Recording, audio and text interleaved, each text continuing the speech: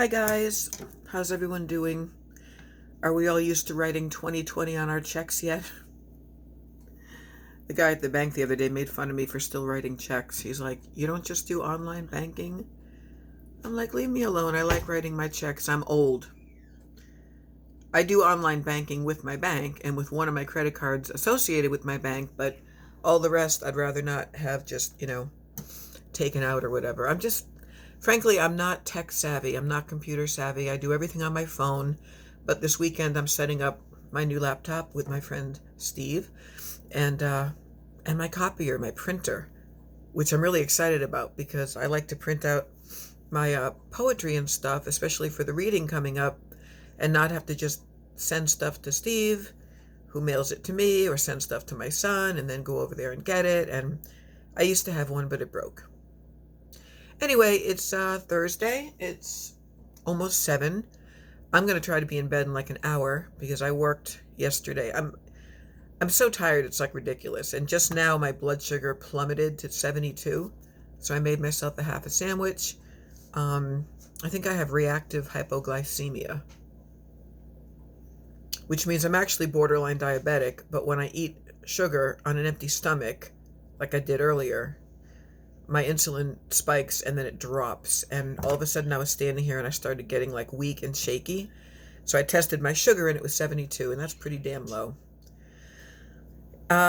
Anyway, I just wanted to come on and say hi before I go to bed later. I'm working on a project with organizing my desk, like paperwork and stuff. I have a whole bunch of folders that are labeled all over the floor, and each piece of paper I pick up goes into a pile of like, this is photographs, this is medical stuff, this is stuff about my car, my cats, photographs. Did I already say that? Just any category of like stuff that's on my desk, including writing paper, envelopes, cards. I just want it to be organized. There's still going to be a lot of crap on there, but at least it's going to be in a pile of folders, not just like all over the place.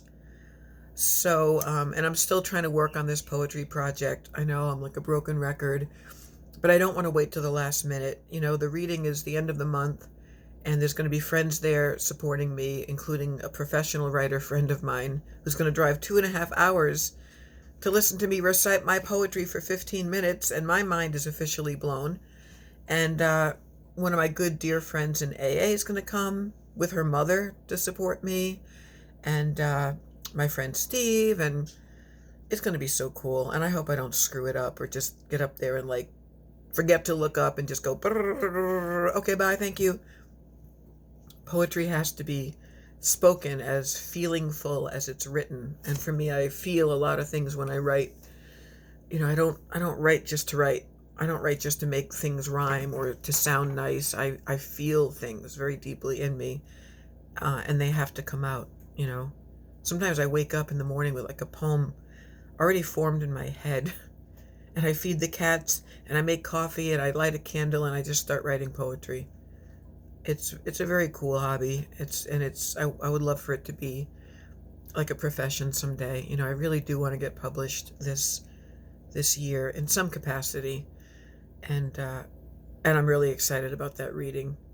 Tomorrow night there's actually a local open mic that I might try to take in to practice just getting up in front of even a small crowd and reading one or two things. The problem as I see it, though, maybe I'm just projecting, but a lot of my poetry is like very autobiographical. I mean, not the nature stuff and things like that, but when I write about my mother wound, my bizarre relationship with my mother, and it's a non-relationship really, or when I write about the cult, I don't want to spend a lot of my precious 15 minutes prefacing why I wrote a poem about a cult. It's a little bit abstract, but I would like for people to understand where I'm coming from when I write in a certain voice or genre because of my upbringing, and how much all of that just really affected me and how I view the world. And so I've been doing that. I worked yesterday, as I think I mentioned, from 2 p.m. I was supposed to leave at 11, but I wound up staying for the overnight, and I left at 9 this morning. Came home, took like a 45-minute nap, and then I went to my AA meeting, which lasted 90 minutes.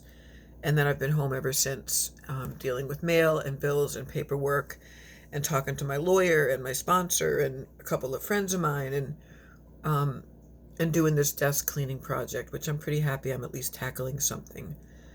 Um, Tomorrow I'm just going to run some errands. I've got some stuff I have to do. I have to pick up a note at work saying what my hours are and what my duties are and why it's important for me to be able to have a conditional license so that I can go back and forth to work. Um, I'll be very grateful for that. I don't need to go. I don't need to go anywhere really with my car besides meetings, therapy, uh, work, and I'll tell the lawyer. I'm not going to be speaking to the judge directly, but I'm going to make sure I tell my lawyer I need to also go to the laundromat, doctor visits. I would love to be able to go and visit my grandchildren, but they might not let me leave the state. I don't know how it works, and I'm trying to not get so far ahead of myself. One of the important aspects of AA is to just keep everything very grounded in the day, very like, look at your feet. Where are you right now? You're nowhere. You're here. You have this moment. We all just have the moment. But I'm tired, and I know I look tired, and but everything's good right now. Like everything's really, I don't know. I do have a sense of calmness actually, and things that are just happening that are good because I was willing to get help and grasp that hand that was reached out to me when I was so down and out. Just so recently, my last drink was the 16th. Luckily, we're in a new month now, in a whole new year. So I can honestly say I haven't had a drink this year. And not even the slightest temptation or craving either. Which I know doesn't mean I'm suddenly cured. It doesn't work that way. I used to be able to go months without drinking, and then the stupidest little thing would trigger me. And I have a powerful, powerful allergy to it. I can't have a drop in me. I can't smell it. I can't taste it. I can't be ever one of those people that thinks she can have a drink or two like a normal person. I can't. I absolutely cannot. It goes back to step one. I'm powerless. My life is unmanageable. But just having the knowledge of that actually makes me feel powerful because I'm turning it all over now to my higher power who's guiding me and helping me. And AA is great. I know it seems culty to a lot of people. Even if it is, it's I read a Time magazine article many, many years ago where the cover story was actually AA, the cult that cures.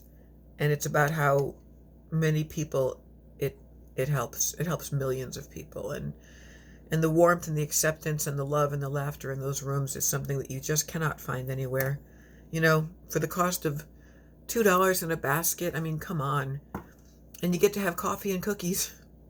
But I got to stick to coffee because cookies are no bueno. I think I mentioned I broke even this week. Exact same weight, right down to the decimal point as last week, which is better than a gain, but I wanted to drop some weight before the public reading. I wanted to look sharp. So I'm glad I just ate a half a sandwich, roast beef and horseradish and Swiss on one piece of rye. So I'm going to check my sugar again and make sure it rose a little bit. And I'm going to finish at least picking stuff up off my floor, making a nice neat, excuse me, stack out of all the folders on my floor. I got to break down my big Chewy box. Where's my cigarettes? I got Chewy stuff today. I didn't do a haul because I thought that would be boring. But I got stuff for the cats and the parakeets, but I didn't get litter because I don't need litter. I got wet food, catnip, cat treats, wild bird seed for outside, bird treats, and bird greens for my parakeets.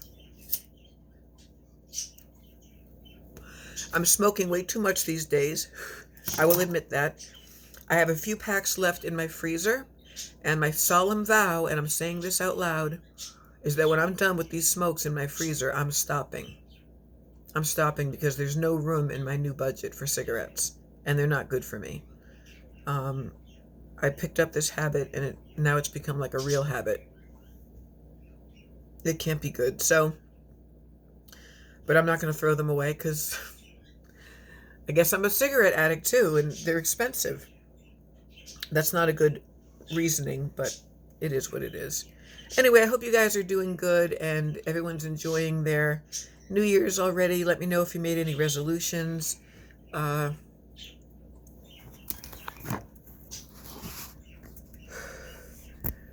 really need to come on and start practicing some of my poems with you guys too. I'll have a whole bunch of them printed out by this weekend. I'm so happy my dear friend from the city is coming over to help me set things up, run a virus protection scan on the new laptop, put in, what is it, Microsoft 10? Microsoft Word 10 or something, which I guess I have to buy from Amazon. It's like $70 to $100 or something, but there's no point in having a computer, a laptop for specifically writing if I don't have a way to store Word documents. And I told him, I said, I'm holding you hostage until you can't leave until I know for sure how to actually cut and paste and put my poems in a cohesive way that I can put together like a manuscript or some kind of a portfolio and start submitting. I have a friend who's a published poet, and I asked her for some advice recently. And she said that she submitted like 200 poems before somebody recognized that she was talented and published, her collections. So you have to get used to rejection, or just know that whatever it is you're writing isn't fitting what a particular editor wants for their publication or whatever. And that doesn't mean what you wrote is bad. It just means that not everything is to everyone's taste, which is why for years and years I haven't shared my poetry, because I really just wrote it for myself and just to get those words out of my head. I don't write to have written. I don't write to be read. I write just to get the words out of my head. I wrote that when I was a teenager. So yeah, that's today's little check-in du jour. And as I always say, there were other things I wanted to share, but my mind tends to go blank. And I guess usually I just come on and say like what I've been up to for the day. And today was just a meeting and home, hanging out with my cats and listening to the soundtrack from Jesus Christ Superstar, which I'm suddenly obsessed with. I've always loved it, but lately I'm obsessed with it. I do love the story of Jesus, whether you believe he was Christ or God or not. I like that my mind is starting to slowly but surely get out of the long-standing muck of the cult brainwashing that you don't just get over, no matter how many years passes. Usually you need really intense, specific, traumatic psychotherapy to get over something like cult brainwashing.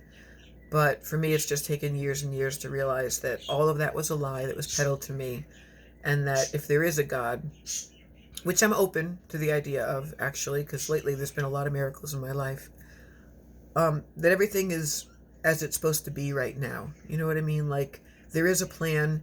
I am valuable to God. It doesn't matter about my mother or my father or my brother or my past. I have the future now, and I have the present. And why am I philosophizing? I don't know. But that's it. There's nothing else to say today. Thanks for listening to me, guys. I will talk to you later. I will be back on. All right, take care. Peace out.